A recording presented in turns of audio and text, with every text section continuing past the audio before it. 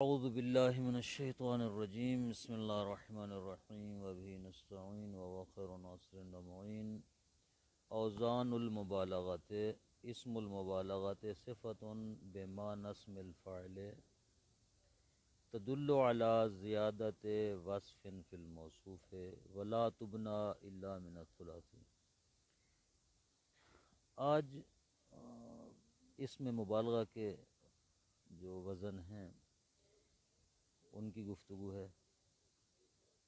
اس میں کوئی خاص مشکل چیز نہیں ہے کہ علیحدہ سے اس کی تشریح کی جائے اور پھر ترجمہ اور تشریح جو ہے اکٹھا ہی بیان کرتے ہیں۔ مبالغہ، اس میں مبالغہ کیا ہوتا ہے سب سے پہلے، پھر اس کے وزن کتنے ہیں، کون کون سے ہیں، بس یہی بات ہے۔ اس میں مبالغہ ایسی صفت ہوتی ہے جو اس میں فاعل کے معنی میں ہو اور دلالت کرے موصوف میں صفت کی زیادتی اور اضافے پر، یعنی یہ صفت موصوف کے اندر کچھ زیادہ ہی پائی جاتی ہے وہ اس میں فاعل، معنی اس میں فاعل کا دے رہا ہے، لیکن وہ جو اس میں فاعل والی صفت فاعلیت وہ موصوف کے اندر عام اسم فاعل سے زیادہ پائی جاتی ہے۔ یہ صرف اور صرف ثلاثی سے بنتا ہے مبالغہ کا وزن۔ اسم المبالغۃ صفت بمعنی اسم الفاعل، اس میں مبالغہ صفت ہوتی ہے جس میں فاعل کے معنی میں ہو۔ تدل علی زیادت وصف فی الموصوف، جو موصوف میں وصف کی زیادتی اور اضافے پر دلالت کرتی ہے۔ ولا تبنى الا من الثلاثی، یہ اس میں مبالغہ نہیں بنایا جاتا مگر ثلاثی سے، صرف ثلاثی سے بنایا جاتا ہے۔ فائدۃ قد تجیء اوزان المبالغۃ من غیر ثلاثی ندورا، کبھی کبھی غیر ثلاثی سے بھی مبالغہ کے اوزان آتے ہیں لیکن کم، نادر۔ ومن ذالک، اور انہی میں سے یہ چند ہیں: معطاء، مہوان، متلاف، مخلاف، مفواد، ضحوک، سمیع، نذیر، دراک، محسان، مملاق۔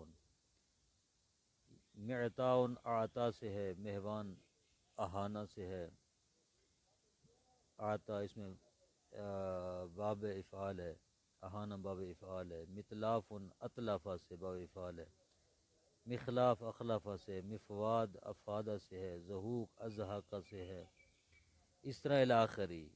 یہ سارے غیر ثلاثی سے ہیں، یعنی ثلاثی مزید فی سے ہیں اور باب افعال سے ہیں۔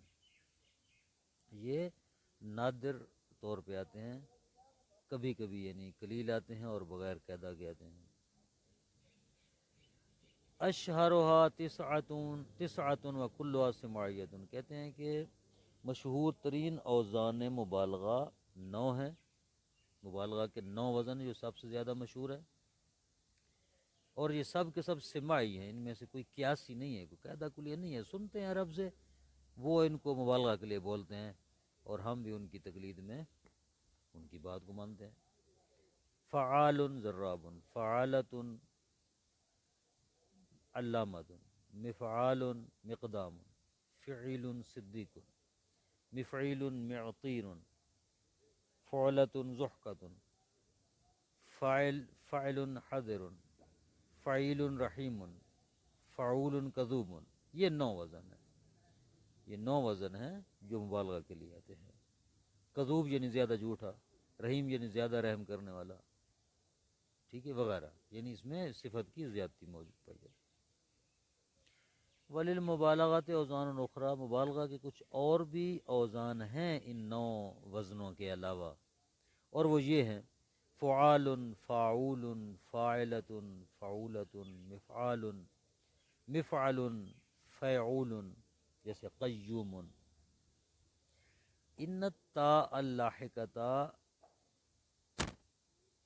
بعد هذه الامثلۃ ہی للمبالغۃ فی نحو فعلۃ، فعالۃ، ولیست بالتاء الفارقۃ بین المذکر المؤنث۔ ہاں، یہ اہم بات ہے، یہ جو بات کر رہے ہیں، یہ کہتے ہیں کہ اسماء مبالغہ کے بعض اوزان کے ساتھ ایک تا ملحق ہوتی ہے آخر میں.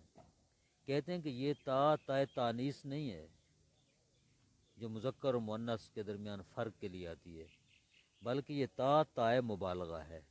اس سے اشتباہ نہ ہو کہ بسا اوقات ضمیر کے پلٹانے میں اشتباہ ہوتا ہے، بعض اوقات فعل کے اسناد میں اشتباہ ہو سکتا ہے کہ یہ مؤنث ہے تو فعل بھی مؤنث لگایا جائے، ضمیر بھی مؤنث کی پلٹائی جائے، تو یہ اشتباہ نہ ہو. یہ جو تا ہوتی ہے یہ تا مذکر مؤنث میں فرق ڈالنے کے لیے تا تانیث نہیں ہے، بلکہ یہ تا مبالغہ ہے. ان تا اللہ کا تا بعد حاضل امثلہ، وہ تا جو ان بعض اوزان کے ساتھ ملحق ہوتی ہے یا للمبالغہ، یہ مبالغہ کے لیے ہوتی ہے، جیسے فعالتن میں ہے، فعالتن میں ہے. ولیست بالتا الفارقہ، یہ تا فارقہ نہیں ہے بین المذکر مؤنث کے دونوں فرق کرنے کے لیے. وشذا مسکینۃ مؤنث مسکین، میقانۃ مؤنث میقان. میقان اور مسکین یہ دو ہیں، ان کی مؤنث کیا آتی ہے؟ مسکینۃ اور میقانۃ. یہ شاذ طور پر خلاف قاعدہ آتی ہے مسکین وغیرہ کے ساتھ، یعنی یہ صیغہ مبالغہ ہیں، ان کے ساتھ یہ تا ہے، یہ تا تانیث آتی ہے، یہ قلیل طور پر تا تانیث آتی ہے چند اوزان میں.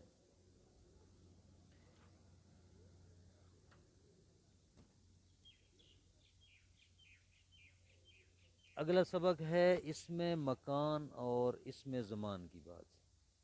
تین چیزیں، اس میں زمان، اس میں مکان اور اس میں اعلیٰ.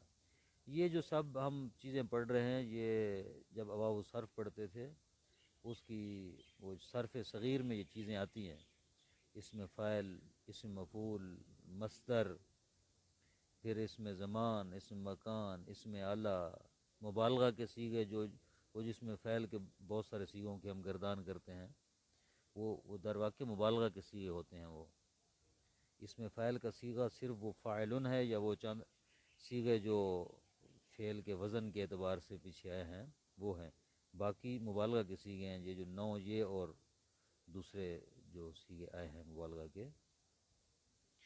تو یہ وہی گویا وہ جو صرف صغیر ہے نا اسی کی وضاحت آ رہی ہے. یہ آپ ان چیزوں سے آشنا ہیں کیونکہ ابا وہ صرف پڑی ہوئی ہے. اس میں مکان، اس میں زمان اور اس میں اعلیٰ کیا چیزیں ہیں؟ اس میں مکان کیا ہے، اس میں زمان کیا ہے، اس میں اعلیٰ کیا ہے؟ تو ان میں بھی کوئی اتنا زیادہ پیچیدہ بحث نہیں ہے، بس ترجمہ اور تشریح ایک ساتھ ان کی بیان کرتے ہیں. اسم المکان ہوا صیغۃ تدل علی موضع وقوع الفعل.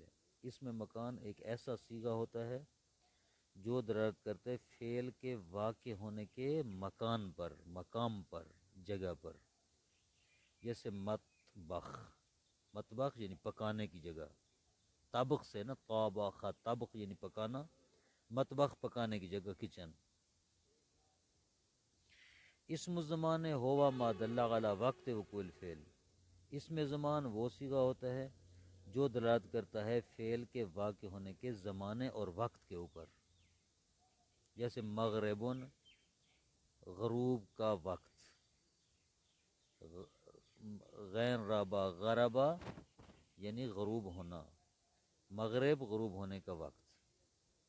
ان اسم المکان و زمان یبنیان علی وزن مفعل. اس میں زمان اور اس میں مکان یہ مفعل کے وزن پر بنائے جاتے ہیں. من الثلاثی الصحیح الآخر، من الثلاثی الصحیح الآخر بشرط یکون مضموم العین و مفتوحہ فی المضارع. یہ تھوڑی سی غور طلب بات ہے. یہ والا جملہ یہ کہتے ہیں کہ اس میں زمان اور اس میں مکان دونوں کا وزن ایک ہی ہوتا ہے، مفعل ان کا وزن ہے. ثلاثی مجرد صحیح الآخر، جس کا آخر صحیح ہو، حرف صحیح ہو، اس کا مفعل ان کے وزن پر آتا ہے، اس میں زمان اور مکان. لیکن شرط یہ ہے کہ اس کا عین الفعل مضموم ہو یا مفتوح ہو. مضارع میں، فعل مضارع میں اس کا عین الفعل مفتوح ہو یا مضموم ہو. جیسے مرقبن، مجمعن، راقب یرقب، جمع یجمع، رقبہ یرقب میں مضموم ہے عین الفعل، جمع یجمع میں مفتوح ہے عین الفعل، تو ان دونوں کا جو ہے اس میں زمان اور اسم مکان مفعول کے وزن پر آتا ہے، مرکب مجموع۔ ثلاثی مجرد جس کا آخری حرف معتل ہے، اس کا بھی اس میں زمان اور مکان مفعول کے وزن پر آتا ہے، جیسے مغزہ، مرمى، اس میں زمان اور اس میں مکان کے وزن ہے۔ علی وزن مفعل من الثلاثی صحیح الآخر اذا کان مکسور العین فی المضارع او معتل الفاء فی الماضی۔ کہتے ہیں کہ مفعل کے وزن پر اس میں زمان اور مکان اس وقت آتے ہیں جب ثلاثی صحیح الآخر سے ہوں اور ان کا عین الفعل مکسور ہو مضارع میں، ٹھیک ہے، صحیح ہو، فعل صحیح کا ہو اور مضارع مضموم مکسور العین ہو، یا معطل الفا ہو، ماضی معطل الفا ہو، جس طرح مجلس، کس سے، جالسا یجلس ہو، اس کا مضارع جو ہے وہ مکسور العین ہے تو اس کا اسم زمان اور اسم مکان جو ہے مفعل کے وزن پر آئے گا۔ اس طرح موردن، ورد یاردو، یہ معطل الفا ہے، ٹھیک ہے، ماضی معطل الفا ہے اس کا، تو اس کا اس میں زمان اور مکان بھی مفعل کے وزن پر آئے گا۔ بس اس میں زمان اور اس میں مکان کے دو وزن ہیں ثلاثی سے، ایک مفعل اور ایک مفعل۔ مفعل کا وزن کب آتا ہے اور مفعل کا وزن کب آتا ہے، یہ انہوں نے بات بتا دی ہے۔ دوبارہ ایک خلاصتاً اسی بات کو عرض کرتے ہیں کہ مفعل کے وزن پر اس میں زمان اور اس میں مکان اس وقت آتا ہے جب فعل ثلاثی صحیح ہو اور مضارع کے عین الفعل مضموم یا مفتوح ہو، مفعول کے وزن پر آئے گا۔ اگر مکسور ہو فعل ثلاثی کے مضارع کا عین الفعل مکسور ہو تو اس وقت اس کا جو ہے اس میں زمان مکان مفعول کے وزن پر آئے گا، یا معطل الفا ہو تو اس کا بھی مفعول کے وزن پر آئے گا۔ یہ دو وزن ہیں ثلاثی سے، اس کے وہ آ رہے ہیں، ٹھیک ہے جی۔ یہ چند اوزان ہیں، یہ چند اوزان جو ہیں یہ خلاف قاعدہ ہیں، ٹھیک ہے۔ قاعدہ تو یہ تھا کہ مفعل ان کا وزن اس وقت آتا ہے کہ جب مضارع مکسور العین ہو۔ یہ جو چند مثالیں پیش کر رہے ہیں ان کے مضارع کا عین الفعل مضموم ہے، لیکن اس کے باوجود بھی مفعل ان کے وزن پر اس میں فاعل، اس میں زمان اور مکان آ رہا ہے، یہ خلاف قاعدہ ہے۔ مطلع طالع یطلع سے، مغرب غارب یغرب، غارب یغرب یا غارب یغرب، مشرق شارق یشرق، مسجد ساجد یسجد، منسک مجزر، منبت مسقط، مفرق مسکین۔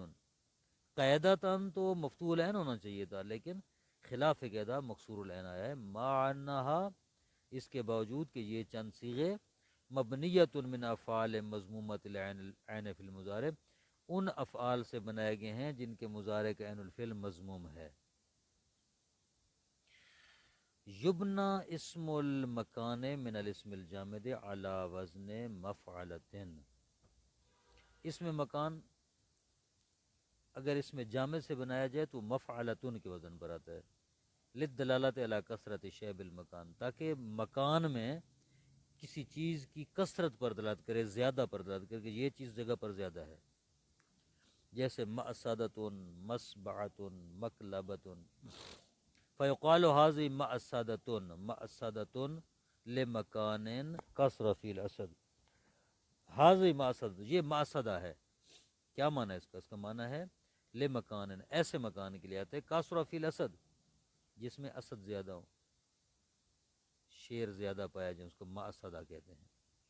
وَيُقَاسُ مِنْ كُلِّ اسْمٍ ثُلَاثٍ، یہ جو انہوں نے بات کی ہے مفعلتن کا وزن آتا ہے اگر اس میں مکان اس میں جامع سے بنایا جائے تو کہتے ہیں یہ قیاسی ہے، ہر اس میں ثلاثی سے مفعلتن کے وزن پر اس میں مکان کا آنا یہ قیاسی ہے۔ فَإِنْ كَانَ ثُلَاثِ مزیداً، اگر ثلاثی مزید بھی ہو جیسے تفاح قطاء بطیخ تحذف زیادتہ، اس کی جو زیادتی ہے وہ جو اضافی کلمہ ہے اس کو حذف کر دیا جاتا ہے۔ کب؟ جب اس کا اس میں مکان بنایا جاتا ہے، جیسے مفتحتن، مقطعتن، مبتاختن۔ اما اذا اريد بناء اسم المکان من غیر الثلاثی للدلالة على كثرة الشيء فيه كما في عصفور ضفدع قیل مکان کثیر العصفور والضفدع۔ کہتے ہیں کہ جب اذا اریدا، جب ارادہ کیا جائے بنا اسم المکان من غیر ثلاثی، غیر ثلاثی سے اس میں مکان بنانے کا، ثلاثی کی بات تھی نا، اب غیر ثلاثی کی بات ہے۔ اگر غیر ثلاثی سے اب اس میں مکان بنانے کا ارادہ رکھتے ہیں للدلالۃ علی کثرۃ الشیء فیہ، تاکہ دلالت کر اس بات پر کہ اس مکان پر وہ چیز زیادہ پائی جاتی ہے، جیسے عصفور اور ضفدع میں آپ کہیں تو کہا جاتا ہے کہ مکانو کثیر العصفور و ضفدع، یعنی چڑیا ضفدع مینڈک کو غالباً کہتے ہیں، یا اس کو چمگادڑ کو، چمگادڑ ہوتی میرے خیال، چمگادڑ، جس مقام پر یہ چیز زیادہ پائی جائے۔ وَتَعْتِي مَفْعَلَةٌ أَيْضًا لِلدِّلَالَةِ عَلَى مَا هُوَ سَبَبٌ لِكَثْرَةِ الشَّيْءِ، اور کہتے ہیں کہ مفعلتن اس لیے بھی استعمال ہوتا ہے تاکہ دلالت کرے کہ یہ کثرت شے کا سبب ہے، جیسے الکسل مجلبۃ للفقر، کسل سستی سبب بنتی ہے کس چیز کا؟ فقر کے زیادہ ہونے کا، سبب لکثرت ہی یعنی کثرت الفقر۔